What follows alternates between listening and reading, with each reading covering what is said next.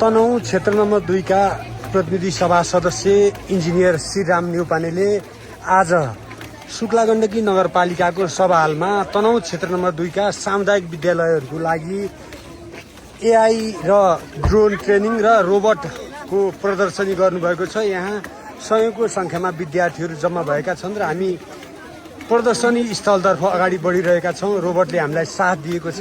विद्यार्थीहरू निकै खुसी हुनुहुन्छ।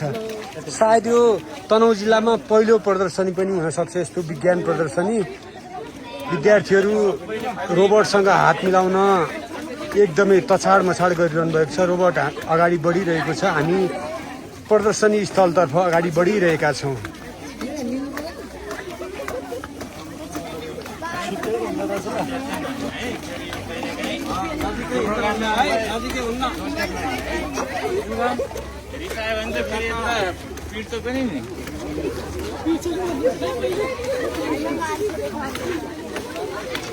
विद्यार्थी भाइ बहिनीहरू निकै उत्सुक हुनुहुन्छ रोबोट देखेर।